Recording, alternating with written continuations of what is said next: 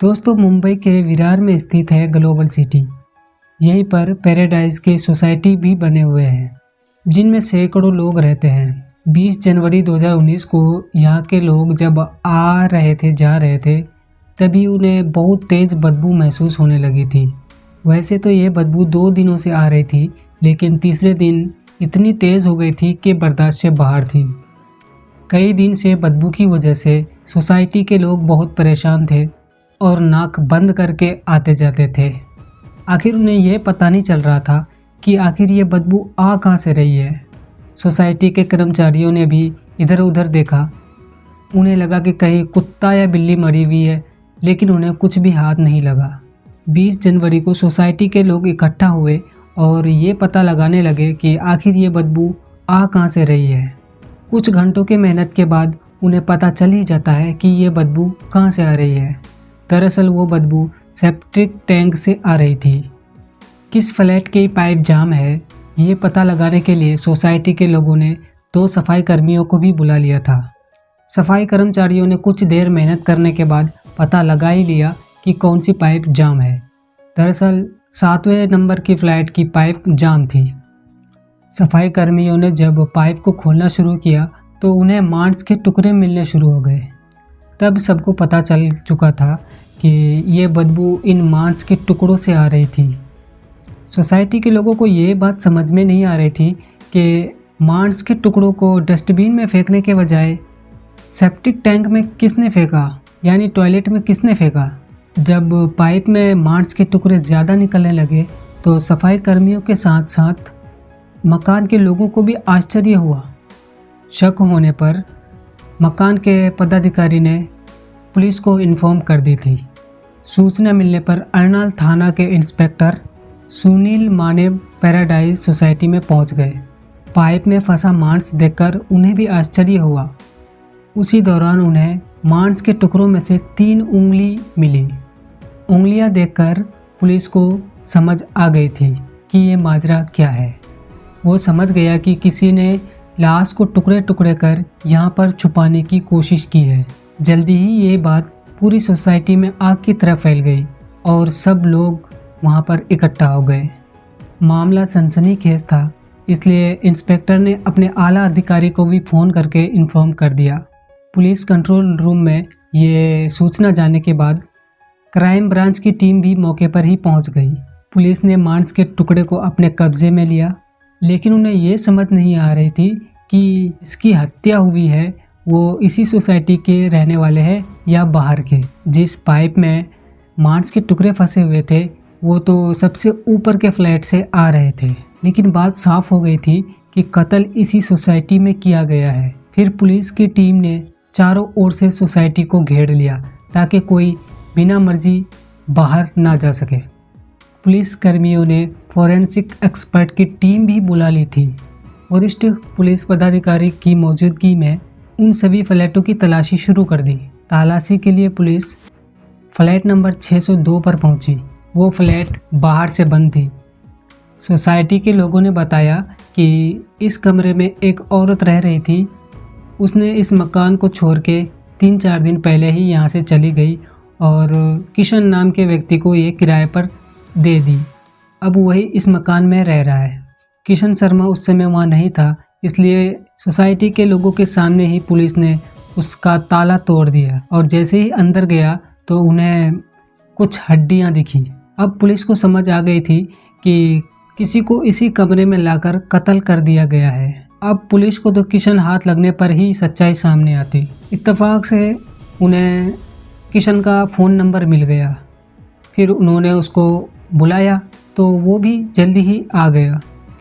वो एकदम सादा लिबास में आया था और पुलिस उसे धर दबोच ली। 40 वर्षीय किशन शर्मा को पुलिस ने हिरासत में लेकर थाने ले आई और पूछताछ करने लगी। एसपी गौरव सिंह के मौजूदगी में जब उससे पूछा गया कि 602 फ्लैट नंबर के बारे में, तो थोड़ा सा दबाव डालने पर ही वो पूरी सच्चाई बता दी। उसने बताया कि 58 वर्षीय गणेश, जो कि उसका जिगरी यार था, उसका कत्ल उसने ही किया है। पुलिस ने मृतक के अन्य हिस्सों के बारे में पूछा तो किशन ने बताया कि उसने लगभग उसके 500 से अधिक टुकड़े किए थे।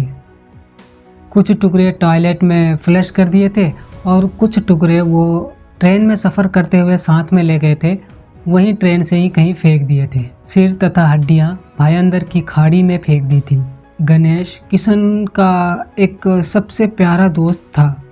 आखिर ऐसा क्या हुआ जो उसने उसकी जान ले ली और उसके लाश के टुकड़े टुकड़े करके कीमा बना डाला? इस बारे में पुलिस ने किशन शर्मा से पूछताछ की तो इस हत्याकांड की दिल दहला देने वाली कहानी सामने आई।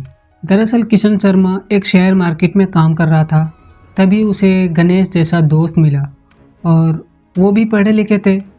फिर गणेश किशन को कहता है, अगर तुम्हारे पास 1 लाख रुपए है तो मुझे दे दो, हम दोनों प्रिंटिंग प्रेस का काम शुरू करते हैं। फिर किशन ने उसे 1 लाख रुपए दे दिए और दोनों काम करना शुरू कर दिया। कुछ महीने तक तो अच्छा खासा काम चला, लेकिन बाद में गणेश काम में गद्दारी करने लगा था, वो बेईमानी करने लगा था।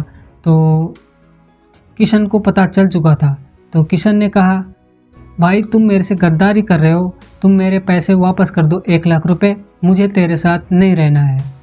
तो गणेश बहुत ही मुश्किल से उसे 40,000 रुपये दे देता है और जब 60,000 मांग रहे होते हैं तो उसके पास होते ही नहीं है। वो कहता है मेरे पास पैसे नहीं है। दरअसल उसके पास बहुत पैसे थे। कुछ दिनों बाद किशन को पता चलता है कि 56 वर्षीय गणेश, जो कि उसका मित्र है, वो शादी करने वाला है। तो किशन गुस्सा हो जाते हैं।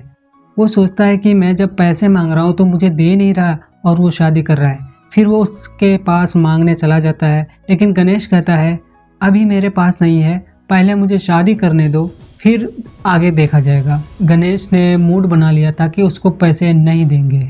इधर किशन ने भी ठान लिया था कि इसको तो मैं ठिकाने लगा कर ही रहूँगा। फिर किशन इस फ्लैट को किराए पर लिया था। वो कुछ दिन तो अकेला वहाँ पे रहने लगा। फिर एक दिन अपने दोस्त गणेश को बुलाता है और उस कमरे के अंदर जाता है। अंदर जाते ही किशन पैसों का जिक्र करने लगता है।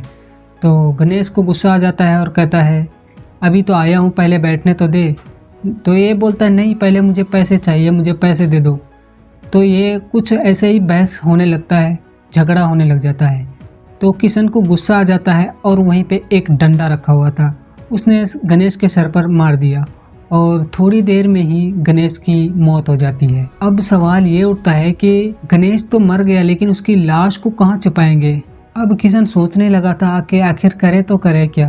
फिर उसको समझ आया कि क्यों ना मैं यूट्यूब पर सीखूं कि लाश को कैसे छुपाया जाता है। आखिरकार उसको एक वीडियो में बताया जाता है कि लाश के टुकड़े टुकड़े करके उसको छुपाया जा सकता है, जिससे पुलिस को भी भनक नहीं लगती है। अब लाश के टुकड़े करने के लिए उसके पास तो चाकू होना चाहिए और उसके पास चाकू नहीं थे। फिर उसने कमरे में ताला लगाकर मार्केट गया और वहाँ जाकर एक बड़ा सा चाकू और उसको धार देने वाला पत्थर दोनों खरीद लाया और आते ही कमरे में सबसे पहले उसने किशन के लाश की छर काटी, फिर उसको एक पॉलीथीन में रख दिया और फिर उसके टुकड़े टुकड़े करने लगे। 500 से अधिक टुकड़े जब हो गए तो उसने उसके मांस को उसी टॉयलेट के पाइप में फेंक दिया और उसकी हड्डियों को लेकर वो वहाँ से फरार हो गए। उधर गणेश 3-4 दिनों से घर नहीं गए थे तो उसकी बहन उसको ढूंढने लगी थी। उसने भाई को फ़ोन करने की भी कोशिश की थी, लेकिन उसका फ़ोन बंद आ रहा था क्योंकि किशन ने उसका फ़ोन वहीं पर तोड़कर फेंक दिया था। फ़ोन को भी पाइप के अंदर डाल दिया था। फिर 20 जनवरी को उसकी बहन मीरा रोड के नया नगर थाने पहुंचती है और वहां रिपोर्ट दर्ज करवाती है। पुलिस ने किशन से पूछताछ के दौरान गणेश का सर बरामद करने की कोशिश भी की, लेकिन उसका सर नहीं मिला। अंत में ज़रूरी सबूत जुटाने के बाद हत्यारा किशन शर्मा को पुलिस हिरासत में लेकर जेल भेज दिया। अब आगे की कार्रवाई जारी है। तो दोस्तों, आज की वीडियो कैसी लगी कमेंट करके ज़रूर बताएं और मुझे सपोर्ट करना बिल्कुल भी ना भूलें। एक लाइक और सब्सक्राइब ज़रूर कर दें।